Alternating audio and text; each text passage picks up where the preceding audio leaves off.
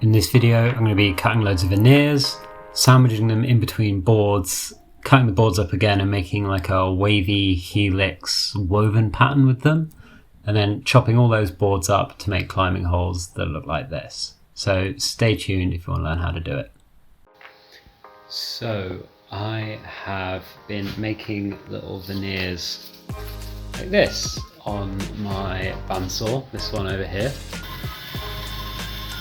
Up with these annoying little saw marks all down your piece. So what I've done is I've taken my big sander here, which is the workhorse of the shop, and I've created a weird little jig for it, and it gives me a tiny gap here, which is adjustable with these knobs, and these slide this fence back and forth. That means I can pass this through here and essentially change the thickness of this and sand the saw marks off.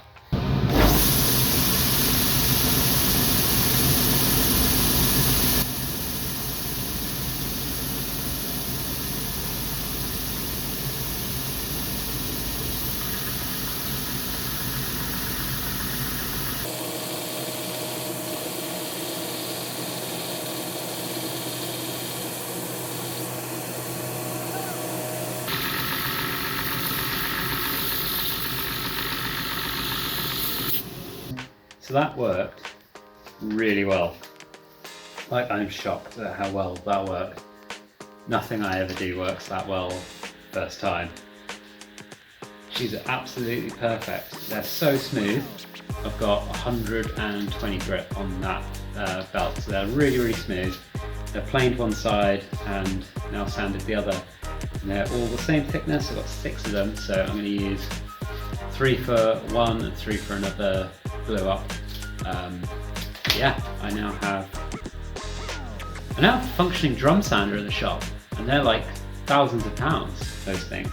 Obviously drum sanders are slightly better than my little setup, but well, the proof's in the pudding really. My setup works, so I'll get cracking with the sycamore ones and the walnut one. Now the reason I've cut these so thin is they're really bendy. You can bend them around. So what I'm going to do is get a pencil and just start drawing on these. So I'm going to go with something like that. And then I'm going to chop that out on the bandsaw, so just like a big wavy line, stick that in the middle of it, glue it back together so I have a wavy white line running through it, and then do it again 2 more times until I have 3 waves that kind of helix, kind of interlock throughout it.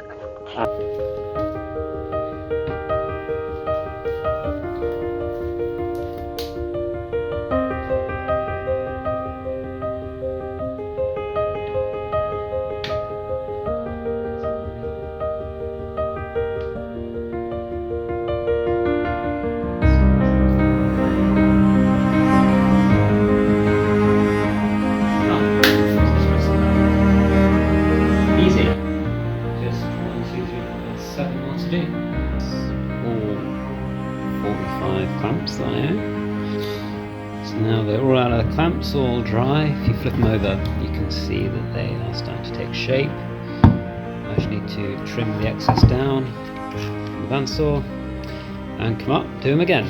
So the next line will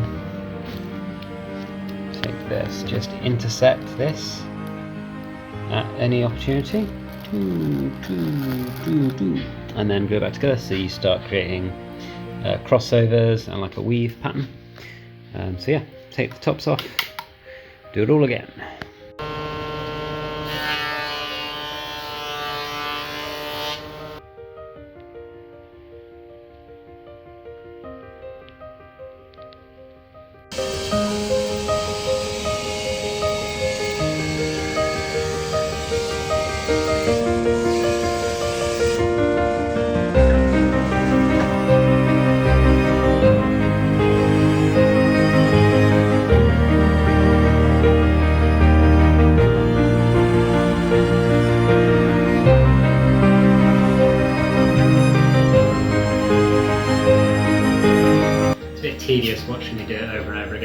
I'm going to try some magic. And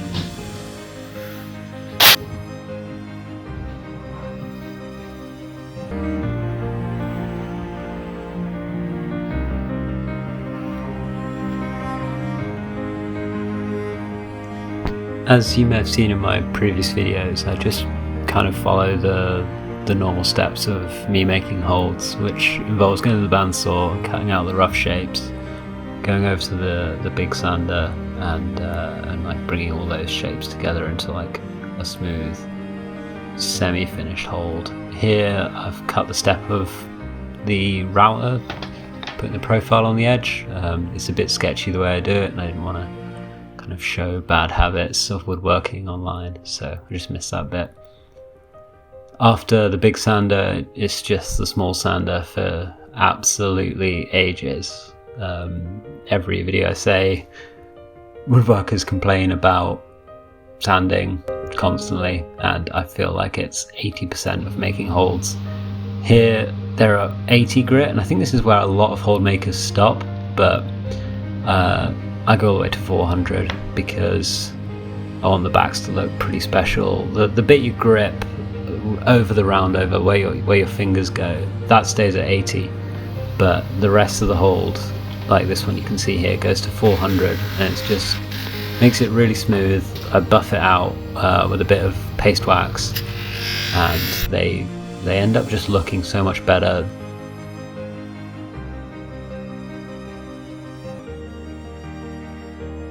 The polished finish you can see here, although you think it might pick up more scratches, it actually stops the hold getting damaged. Like scratches kind of slip off them, if that makes any sense. So they end up, it's actually like it protects the hold quite well. Talking of protecting the hold, I use screw cups. They're stainless steel, they never rust, so you can reset the hold more than once, which is a real big issue for wooden holds from a lot of other brands, and I don't know why they don't use these little metal screw cups. Here I am, pretty much finished with everything. I've got some of the logos on, and yeah, I'm nearly there.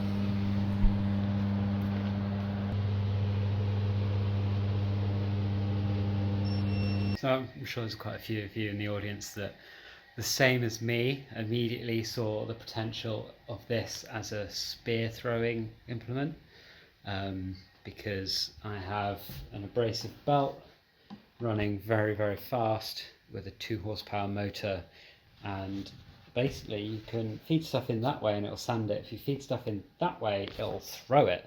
So I have obviously set up a little target, and I'm gonna have to test it out, because what's the point in owning a workshop if you can't answer these sorts of questions?